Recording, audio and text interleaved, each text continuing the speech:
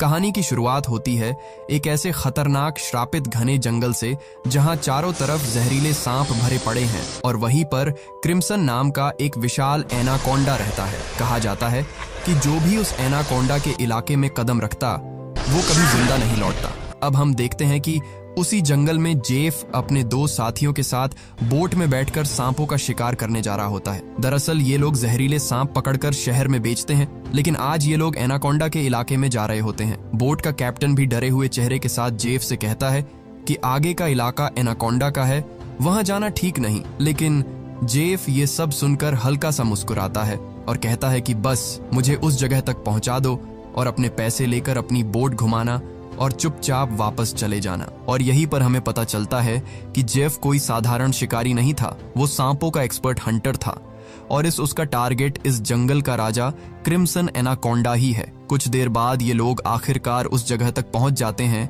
जहां चारों तरफ अजीब सा सन्नाटा होता है, जैसे पूरा जंगल किसी खतरे का इंतजार कर रहा हो। इसी दौरान बोट का कैप्टन जेफ से ज्यादा पैसों की डिमांड करता है। वो कहता है कि इस जगह तक किसी को लाना अपनी मौत को बुलाने जैसा है, इसलिए मुझे ज्यादा पैसे चाहिए। जेफ ये सुनकर अपनी जेब से पैसे निकालता है और कैप्टन की तरफ बढ़ा देता है, लेकिन जैसे ही कैप्टन पैसे लेने के लिए अपने दोनों हाथ आगे करता है तभी जेफ जानबूझकर सारे पैसे नीचे गिरा देता है, जिसे बोट का कैप्टन झुककर उठाने लगता है। लेकिन जैसे ही वो मुस्कुराते हुए वापस जेफ की तरफ देखता है तभी जेफ अचानक उसके गले में चाकू घोंप देता है और बेरहमी से उसका गला काटकर उसका सिर नदी के पानी में फेंक देता है। ये सब कुछ नदी के किनारे खड़े जेफ के दोनों साथी भी देख रहे होते हैं। ये देखकर वो दोनों बुरी तरह डर जाते हैं। इसके बाद जेफ उनके पास आता है और उन्हें धमकी देते हुए कहता है कि अगर तुम दोनों ने भी मुझे धोखा देने की कोशिश की तो तुम्हारा भी यही हाल होगा। इसके बाद ये तीनों जंगल के अंदर आगे बढ़ने लगते हैं। कुछ देर बाद इन्हें वहां सांपों की एक विशाल मूर्ति दिखाई देती है।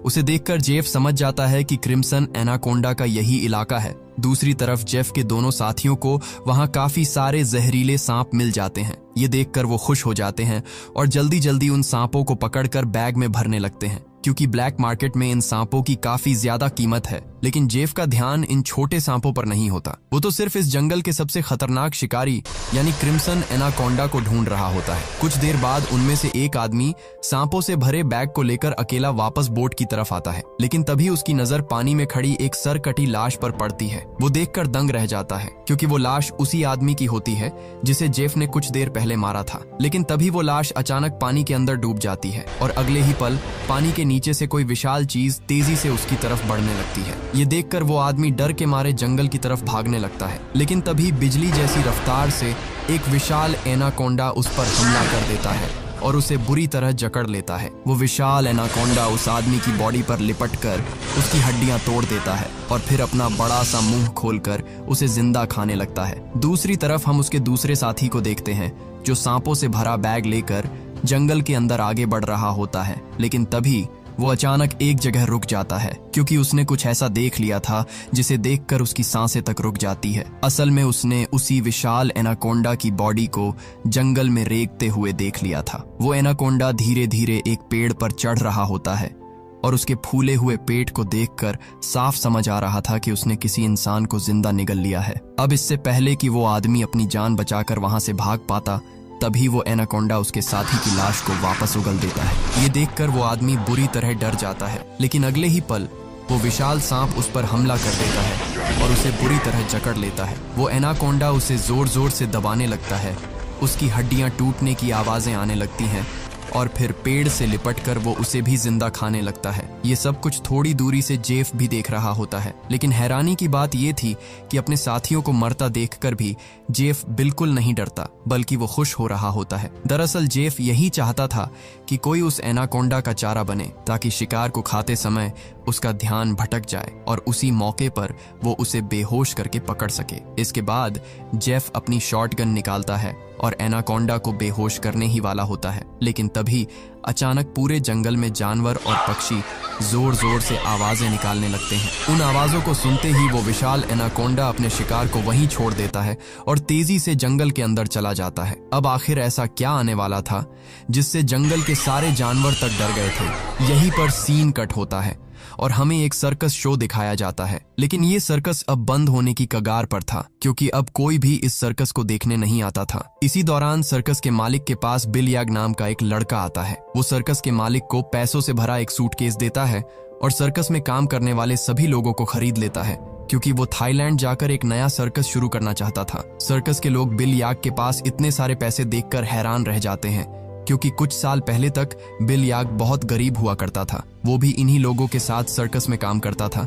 लेकिन अब अचानक वो इतना अमीर कैसे बन गया, ये बात किसी को समझ नहीं आ रही थी। अगली सुबह बिल याग सभी लोगों को बोट के जरिए थाईलैंड ले जाने का प्लान बनाता है, और क्योंकि उसने उन सबको खरीद लिया था, इसलिए मजबूरी में सभी उसकी बात मानकर बोट में बैठ जाते हैं। इसके बाद बोट का कैप्टन बोट को आगे बढ़ाने लगता है। रास्ते में बिल याग चुपके से बोट के बाथरूम में जाता है और किसी को कॉल करता है। कॉल पर वो सामने वाले से कहता है कि डिलीवरी तैयार है, जल्द ही मैं इन लोगों को लेकर तुम्हारे पास पहुंच जाऊंगा। बिल याग की ये बातें सुनकर साफ पता चल रहा था कि वो बोट पर मौजूद लोगों के साथ कुछ बहुत गलत करने वाला है। कुछ दूर आगे जाने के बाद ये लोग देखते हैं कि नदी का रास्ता पूरी तरह बंद पड़ा है। ये देखकर बोट का कैप्टन कहता है कि हम दूसरे रास्ते से जा सकते हैं, लेकिन उस रास्ते से थाईलैंड पहुंचने में काफी ज्यादा समय लगेगा। लेकिन बिल याग को ये बात बिल्कुल पसंद नहीं आती। वो गुस्से में कैप्टन को धमकी देते हुए कहता है कि चाहे कुछ भी हो जाए, हमें समय पर थाईलैंड पहुंचना ही होगा, क्योंकि वहां के शो के पैसे वो पहले ही एडवांस में ले चुका है। वो कहता है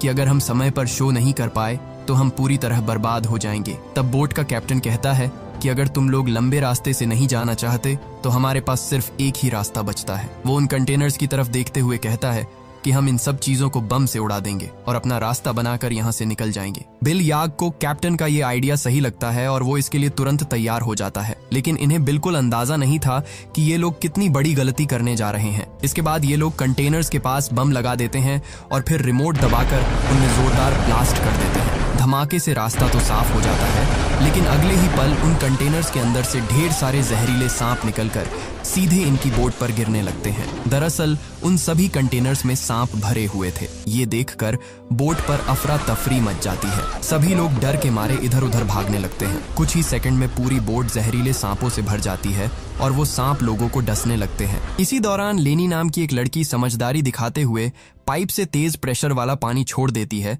जिससे उसके आसपास मौजूद सारे सांप सीधे बोट से नीचे पानी में गिर जाते हैं। दूसरी तरफ बिल याग डर के मारे बोट के बाथरूम में जाकर छिप जाता है, लेकिन तभी अचानक बाथरूम की छत टूट जाती है और ढेर सारे सांप उसके ऊपर गिरने लगते हैं। ये देखकर बिल याग बुरी तरह घबरा जाता है और अपनी जान बचाने के लिए सीधे नदी में कूद जाता है। वो किसी तरह तैरते हुए किनारे तक पहुंचता है, लेकिन तभी उसके सामने एक खतरनाक किंग कोबरा आ जाता है। अब इससे पहले कि वो किंग कोबरा बिल याग को काट पाता, तभी अचानक कोई आदमी सांप के ऊपर पैर रखकर उसे कुचल देता है और बिल याग की जान बचा लेता है। और ये आदमी कोई और नहीं बल्कि जेफ होता है। जेफ यहाँ सभी लोगों से झूठ बोलते हुए कहता है कि वो एक वाइल्ड एक्सप्लोरर है और जंगल में हुए एक एक्सीडेंट की वजह से यहाँ फंस गया था। तभी सर्कस का एक आदमी जिसका नाम जियाऊ होता है, अचानक अपने कान को पकड़कर जोर जोर से चिल्लाने लगता है। उसके कान में इतना भयानक दर्द हो रहा होता है कि वो नीचे गिर जाता है। ये देखकर जेफ उसके पास आता है और ध्यान से उसके कान के अंदर देखने लगता है। तभी उसे समझ आ जाता है कि आखिर जियाऊ के कान में क्या चीज है। इसके बाद जेफ अपनी उंगली पर हल्का सा कट लगाता है और उसे जियाऊ के कान के पास ले जाता है। तभी अगले ही पल जियाऊ के कान के अंदर से एक पतला जहरीला सांप बाहर निकलता है और सीधे जेफ की उंगली पर काट लेता है। लेकिन हैरानी की बात यह थी कि सांप के काटने के बाद भी जेफ को कुछ नहीं होता। वो आराम से उस सांप को पकड़कर पानी में फेंक देता है। ये देखकर लेनी बुरी तरह हैरान रह जाती है। वो सोचने लगती है कि आखिर जहरीले सांप के काटने के बाद भी जेफ पर जहर का असर क्यों नहीं हुआ। दरअसल लेनी को सांपों के बारे में काफी जानकारी होती है। वो जानती थी कि किसी इंसान को सांप के जहर से इम्यून बनने के लिए उसके शरीर में काफी ज्यादा मात्रा में जहर जाना पड़ता है, तभी जाकर उस पर जहर असर करना बंद करता है। लेनी ये सारी बात बिल याग को भी बताती है और कहती है कि उसे जेफ बिल्कुल ठीक आदमी नहीं लग रहा, लेकिन बिल याग उसकी बातों पर ज्यादा ध्यान नहीं देता। वो कहता है कि हमें जेफ का शुक्रिया अदा करना चाहिए, क्योंकि उसने मेरी और हमारे एक साथी की जान बचाई है। दूसरी तरफ जेफ बोट के कैप्टन से मिलता है। वो उसे ढेर सारे पैसे देता है और एक नक्शा दिखाकर कहता है कि अगर तुम मुझे इस जगह तक पहुंचा दो तो वहां पहुंचकर मैं तुम्हें और भी ज्यादा पैसे दूंगा। लेकिन जैसे ही कैप्टन उस जगह का नाम सुनता है, वो तुरंत बंदूक निकालकर जेफ पर तान देता है। वो गुस्से में कहता है कि अगर दोबारा तुमने उस जगह पर जाने की बात की तो मैं तुम्हें गोली मार दूंगा। दरअसल कैप्टन भी उस जगह के बारे में जानता था जहां क्रिम्सन नाम का एक बेहद खतरनाक विशाल एनाकोंडा रहता था। ये सुनकर जेफ वहां से चला जाता है। दूसरी तरफ बोट का कैप्टन आराम से बैठकर मछलियां पकड़ने लगता है, लेकिन तभी अचानक उसकी फिशिंग रोड को नीचे से कोई जोर से खींचता है, जिसकी वजह से वो उसके हाथ से छूटकर नीचे गिर जाती है। अब कैप्टन उसे उठाने के लिए नीचे झुकता है, लेकिन तभी कोई उसे पानी के अंदर खींच लेता है। दरअसल कैप्टन को पानी में खींचने वाला कोई और नहीं बल्कि जेफ होता है। जेफ पानी के अंदर ही कैप्टन को मार देता है और फिर उसकी बॉडी को उस जंगल में मौजूद विशाल एनाकोंडा को बुलाने के लिए चारे की तरह इस्तेमाल करता है। कुछ देर बाद सभी लोग कैप्टन को ढूंढने लगते हैं, लेकिन वो उन्हें कहीं भी नहीं मिलता। ये देखकर लेनी को जेफ पर शक होने लगता है। वो जेफ से पूछती है कि कैप्टन कहाँ है, कहीं तुमने उसे मार तो नहीं दिया। लेकिन जेफ आराम से जवाब देता है कि उसे कैप्टन के बारे में कुछ नहीं पता। वो कहता है कि ये जंगल है, यहाँ इंसानों का गायब होना आम बात है। तभी अचानक पूरे जंगल में अजीब सा शोर गूंजने लगता है। सारे पक्षी और जानवर डरकर भागने लगते हैं। ये देखकर सभी लोगों की सांसें अटक जाती हैं। तभी अचानक उन्हें पानी के अंदर से कुछ अजीब सी हलचल सुनाई देती है। ये देखकर एक आदमी डरते हुए पूछता है कि आखिर ये आवाज कैसी है। लेकिन तभी जेफ मुस्कुराते हुए कहता है कि कुछ बड़ा आने वाला है। जेफ के चेहरे की खुशी देखकर साफ समझ आ रहा था कि वो इसी खतरे का इंतजार कर रहा था। तभी हम देखते हैं कि नदी की गहराई में एक विशाल एनाकोंडा तेजी से जेफ के लगाए हुए जाल की तरफ बढ़ रहा होता है और अगले ही पल जेफ की लगाई हुई फिशिंग रोड जोर जोर से नीचे की तरफ खींचने लगती है। अब जेफ उस एनाकोंडा को पकड़ने के लिए फिशिंग रोड को मजबूती से पकड़ने लगता है, लेकिन वो विशाल एनाकोंडा इतनी आसानी से जेफ के जाल में फंसने वाला नहीं था। तभी अगले ही पल वो विशाल एनाकोंडा पानी से बाहर आ जाता है। उसका आकार इतना बड़ा और डरावना होता है कि उसे देखकर बोट पर मौजूद सभी लोगों की सांसें अटक जाती हैं। इसी दौरान एनाकोंडा जेफ के हाथ में पकड़ी रस्सी को जोर से खींचता है और जेफ सीधे पानी में जा गिरता है। इसके बाद वो विशाल सांप जेफ को पानी के अंदर इधर उधर पटकने लगता है, लेकिन जेफ इतनी आसानी से हार मानने वाला नहीं था। वो किसी तरह तैरते हुए पास में मौजूद एक छोटी बोट पर चढ़ जाता है और एनाकोंडा के जाल की रस्सी उसी बोट से बांध देता है। अब जेफ हाथ में एक नुकीला हथियार लेकर एनाकोंडा पर हमला करने लगता है, लेकिन उसके वार से उस विशाल सांप पर ज्यादा असर नहीं होता। अगले ही पल वो एनाकोंडा जेफ को पकड़ लेता है और बोट के चारों तरफ लिपट कर उसे नीचे पानी में डुबो देता है। दूर खड़े सभी लोग ये देखकर डर जाते हैं। उन्हें लगता है कि जेफ अब मारा गया, लेकिन तभी अगले ही पल जेफ पीछे से तैरता हुआ वापस बोट पर आ जाता है। ये देखकर सभी लोग हैरान रह जाते हैं। अब जेफ फिर से पानी में उस एनाकोंडा को ढूंढने लगता है, लेकिन उसे बिल्कुल अंदाजा नहीं होता कि वो विशाल सांप अब पानी में नहीं बल्कि उसके पीछे बोट की छत पर मौजूद है। तभी वो एनाकोंडा सबके सामने अपने मुंह से कैप्टन की लाश को उगल देता है। ये देखकर बोट पर मौजूद सभी लोग बुरी तरह डर जाते हैं और अपनी जान बचाने के लिए इधर उधर भागने लगते हैं। इसी दौरान वो एनाकोंडा कमरे में बंद सर्कस के 2 लोगों पर हमला करने वाला होता है, लेकिन तभी पीछे से जेफ हाथ में नुकीला हथियार लेकर उस पर हमला कर देता है, जिससे वो विशाल एनाकोंडा और भी ज्यादा गुस्से में आ जाता है और अब वो सीधे जेफ की तरफ बढ़ने लगता है। लेकिन जेफ खुद को बचाते हुए उस एनाकोंडा से छिप जाता है, मगर वो विशाल सांप भी उसका पीछा नहीं छोड़ता और उसे ढूंढते हुए बोट के अंदर घुस जाता है। वही बोट के अंदर सर्कस के बाकी लोग भी डर के मारे अलग अलग जगह छिपे हुए होते हैं। लकीली वो एनाकोंडा बिल याग और डायना को देख नहीं पाता और उनके ऊपर से रेंगता हुआ खिड़की के रास्ते बाहर निकल जाता है। अब सभी लोग बोट के कोने कोने में छिपकर अपनी जान बचाने की कोशिश कर रहे होते हैं। इसी दौरान वो एनाकोंडा लोगों को ढूंढते हुए बाथरूम की तरफ पहुंचता है, जहां उसे एक बच्चा और जियाऊ दिखाई दे जाते हैं। उन्हें देखते ही वो तुरंत उन पर हमला कर देता है, लेकिन दोनों किसी तरह खुद को बचाकर वहां से भाग जाते हैं। तभी लेनी भी उनके पास पहुंच जाती है, लेकिन जैसे ही वो विशाल एनाकोंडा लेनी पर हमला करने वाला होता है, तभी जियाऊ समझदारी दिखाते हुए उसके सिर के सामने एक बड़ा मटका कर देता है और अगले ही पल एनाकोंडा का सिर उस मटके के अंदर फंस जाता है। अब वो विशाल सांप अपना सिर बाहर निकालने के लिए बुरी तरह तड़पने लगता है। इसी अफरा तफरी में वहां रखा केरोसिन और नायल का गैलन नीचे गिर जाता है। दूसरी तरफ एनाकोंडा पूरी तरह बेकाबू होकर यहाँ वहां खुद को मारने लगता है और आखिर में वो अपना सिर जोर से बोट पर पटकता है, जिससे मटका टूट जाता है और उसका सिर बाहर निकल आता है। लेकिन आजाद होते ही पीछे से जेफ उसके गले में रस्सी का फदा डाल देता है। अब इससे पहले कि जेफ उस एनाकोंडा को पकड़ पाता, तभी नीचे फैले केरोसिन ऑयल में आग लग जाती है और देखते ही देखते आग पूरी बोट में फैलने लगती है। कुछ ही सेकंड बाद आग बोट में रखे बमों तक पहुंच जाती है और बोट में जोरदार ब्लास्ट होने लगते हैं। तभी अगले ही पल पूरी बोट में एक बहुत बड़ा धमाका होता है। ये देखकर बोट पर मौजूद सभी लोग अपनी जान बचाने के लिए नदी में कूद जाते हैं, लेकिन जेफ ने एनाकोंडा के गले में रस्सी बांधी हुई थी, जिस वजह से वो वहां से निकल नहीं पाता और आग में जलकर मर जाता है। दूसरी तरफ बाकी लोग किसी तरह तैरते हुए नदी के किनारे तक पहुंच जाते हैं। अपनी जलती हुई बोट को देखकर बिल याग रोने लगता है, क्योंकि अब वो लोग समय पर थाईलैंड नहीं पहुंच सकते थे। वही सर्कस के बाकी लोग बुरी तरह डरे हुए होते हैं, क्योंकि वो जंगल के बीचों बीच फंस चुके थे और अब उनके पास वापस जाने के लिए कोई बोट भी नहीं बची थी। लेकिन लेनी समझ चुकी थी कि इन सब के पीछे असली जिम्मेदार जेफ ही था। लेनी गुस्से में जेफ से कहती है कि उसने इन लोगों की बोट को एक जाल की तरह इस्तेमाल किया और अगर वो ऐसा नहीं करता तो ये सब लोग इतनी बड़ी मुसीबत में कभी नहीं फंसते। लेकिन जेफ उसकी बात सुनकर भी बिल्कुल नहीं डरता। वो कहता है कि क्या तुम लोगों को अंदाजा भी है कि उस एक विशाल एनाकोंडा की कीमत कितनी है? वो कहता है कि अगर तुम लोगों ने उसे पकड़ने में मेरा साथ दिया होता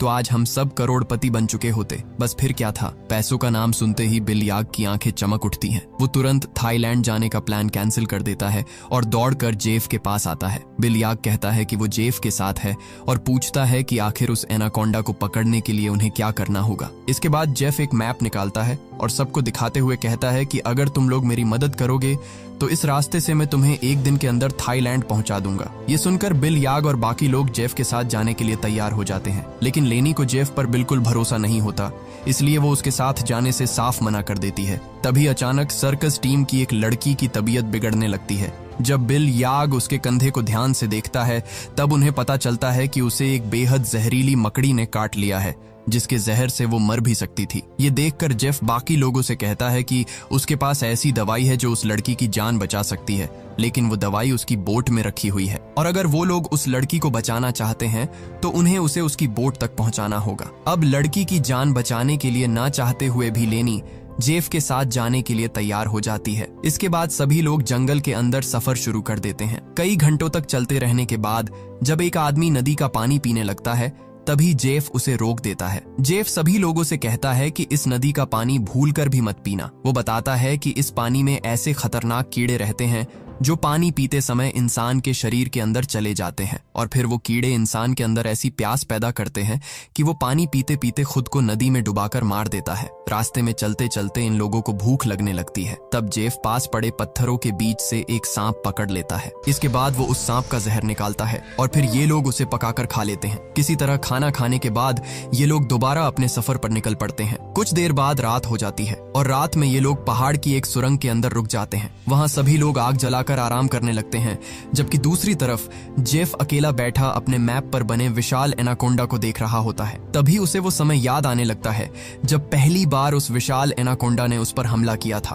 उस समय वो एनाकोंडा जेफ को मारने ही वाला था, लेकिन तभी जेफ समझदारी दिखाते हुए पास रखे एक लकड़ी के बॉक्स के अंदर छिप जाता है और क्योंकि वो बॉक्स एक ढलान पर रखा होता है इसलिए जेफ उसे धक्का देकर नीचे नदी की तरफ लुढ़का देता है। लेकिन नीचे पहुंचने के बाद जेफ उस बॉक्स से बाहर निकलने की कोशिश करता है, मगर बदकिस्मती से वो उसी बॉक्स में फंसकर रह जाता है और काफी समय तक जेफ उसी बॉक्स के अंदर बंद रहता है। इसके बाद बिल याग और उसके साथी वहां पहुंचते हैं। वो रास्ता साफ करने के लिए डायनामाइट से कंटेनर्स उड़ा देते हैं और उसी धमाके की वजह से जेफ उस बॉक्स से बाहर निकल आता है। सीन फिर से प्रेजेंट में आता है जहां जेफ अभी भी उस मैप को देख रहा होता है। तभी बिल याग उसके पास आता है और पूछता है कि क्या वो उसी विशाल एनाकोंडा को पकड़ना चाहता है। तब जेफ कहता है कि वो कोई साधारण एनाकोंडा नहीं है, बल्कि इस पूरे जंगल का राजा है। वो कहता है कि जंगल का हर जानवर उससे डरता है और उसने अपने जैसे कई विशाल एनाकोंडा तक को मार डाला है। जेफ कहता है कि अगर वो लोग उसे पकड़ने में कामयाब हो गए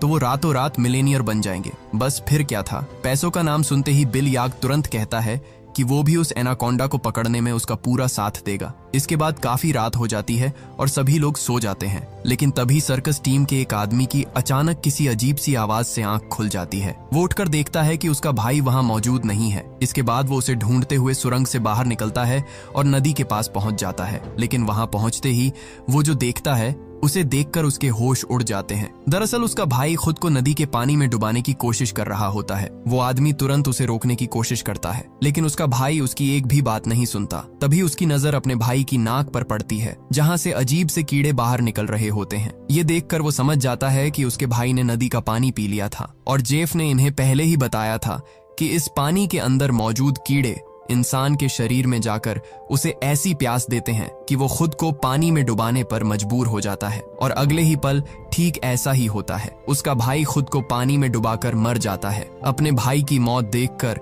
वो आदमी बुरी तरह टूट जाता है और रोते हुए वापस सुरंग के अंदर चला जाता है। अगली सुबह सभी लोग फिर से अपने सफर पर निकल पड़ते हैं। कई घंटों तक चलने के बाद आखिरकार ये लोग एक नदी तक पहुंच जाते हैं, लेकिन अब अपनी मंजिल तक पहुंचने के लिए इन्हें उसी नदी के अंदर से पैदल होकर गुजरना पड़ता। शुरुआत में सभी लोग नदी में उतरने से डर रहे होते हैं, लेकिन कोई दूसरा रास्ता ना होने की वजह से मजबूरी में वो नदी के अंदर उतर जाते हैं। थोड़ा आगे जाने के बाद अचानक एक लड़का नीचे की तरफ इशारा करता है और तभी हम देखते हैं कि इन लोगों को विशाल एनाकोंडा ने चारों तरफ से घेर लिया था। इसी दौरान उनका वही साथी जिसका भाई पिछली रात मरा था, डर के मारे सबसे पीछे चल रहा होता है, लेकिन तभी पीछे से एक विशाल एनाकोंडा उस पर हमला कर देता है और उसे बुरी तरह जकड़ लेता है। ये देखकर लेनी उसे बचाने के लिए आगे बढ़ती है, लेकिन तब तक बहुत देर हो चुकी होती है क्योंकि उस एनाकोंडा ने उसकी हड्डियां तोड़ दी होती है और अगले ही पल वो उसे पानी के अंदर खींच ले जाता है। ये देखकर बाकी सभी लोग अपनी जान बचाने के लिए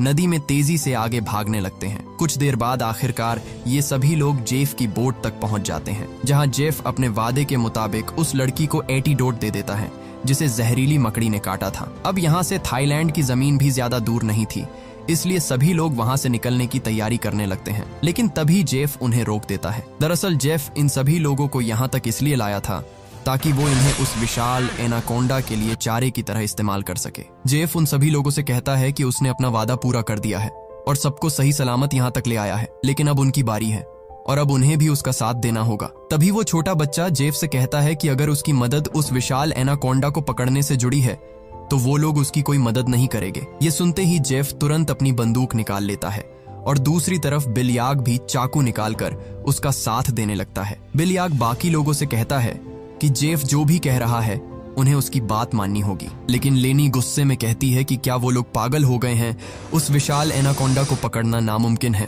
और वो लोग अपनी जान खुद खतरे में डाल रहे हैं। तब जेफ कहता है कि वो सही कह रही है, उस एनाकोंडा को पकड़ना आसान नहीं है लेकिन नामुमकिन भी नहीं। वो कहता है कि जब वो एनाकोंडा अपने शिकार को खा रहा होगा और उसका ध्यान भटका होगा तभी उसे पकड़ा जा सकता है। इसके बाद जेफ और बिल याग सर्कस टीम के 2 लोगों को रस्सी से बांध देते हैं ताकि उन्हें एनाकोंडा के लिए चारे की तरह इस्तेमाल किया जा सके। ये देखकर वो छोटा बच्चा बिल याग से पूछता है कि वो ऐसा क्यों कर रहा है, अगर सब लोग मर गए तो उसकी सर्कस में परफॉर्म कौन करेगा। लेकिन ये सुनकर बिल याग जोर जोर से हंसने लगता है। वो कहता है कि क्या इन लोगों ने कभी सोचा नहीं कि कुछ ही सालों में वो अचानक इतना अमीर कैसे बन गया। फिर वो अपनी असली सच्चाई बताता है। वो कहता है कि वो इन्हें थाईलैंड सर्कस दिखाने नहीं ले जा रहा था, बल्कि इनके बॉडी ऑर्गन्स बेचकर पैसा कमाने वाला था और यही उसका असली बिजनेस था। लेकिन अब उसने अपना प्लान बदल दिया है क्योंकि उसे पता चल चुका था कि इन लोगों के ऑर्गन्स से भी ज्यादा पैसा वो विशाल एनाकोंडा उसे दिला सकता है। दूसरी तरफ जेफ ने उन 2 लड़कियों को भी बांध रखा होता है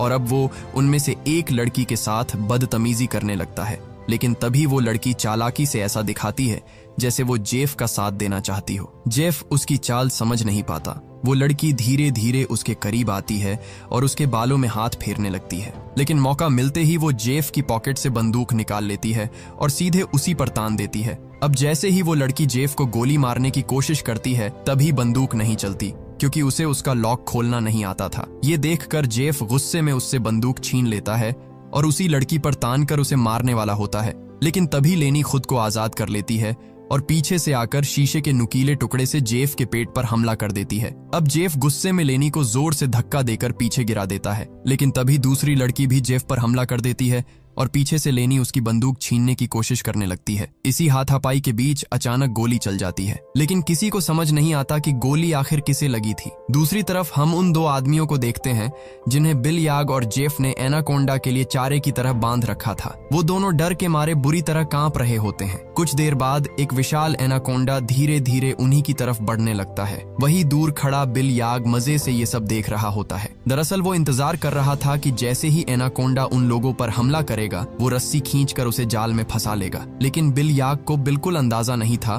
कि उसके ठीक ऊपर एक दूसरा विशाल एनाकोंडा उसकी तरफ बढ़ रहा है। अब इससे पहले कि बिल याग उसे देख पाता, वो विशाल सांप उस पर हमला कर देता है और उसे अपने साथ उठा कर ले जाता है और उसी दौरान बिल याग के हाथ से रस्सी छूट जाती है जिसकी वजह से जाल नीचे गिर जाता है और चारे की तरह बंधे दोनों आदमी उसके अंदर सुरक्षित हो जाते हैं। दूसरी तरफ जेफ उस लड़की को मारने की कोशिश कर रहा होता है, लेकिन तभी पीछे से लेनी एक बड़ी लकड़ी उठाकर जेफ के सिर पर मार देती है, जिससे वो बेहोश होकर नीचे गिर जाता है। इसके बाद दोनों लड़कियां भागते हुए अपने साथियों के पास पहुंचती है और उन्हें जाल से आजाद कर देती है। लेकिन बदकिस्मती से कुछ ही देर बाद जेफ को होश आ जाता है और वो गुस्से में उनकी तरफ बढ़ने लगता है। लेकिन तभी अचानक एक विशाल एनाकोंडा वहां आ जाता है और जेफ को पकड़कर अपने साथ ले जाता है। ये देखकर बाकी लोग तुरंत वहां से भागने की तैयारी करने लगते हैं, लेकिन तभी उन्हें पता चलता है कि सर्कस टीम की एक लड़की ठीक से चल भी नहीं पा रही थी। दरअसल थोड़ी देर पहले हाथापाई के दौरान जो गोली चली थी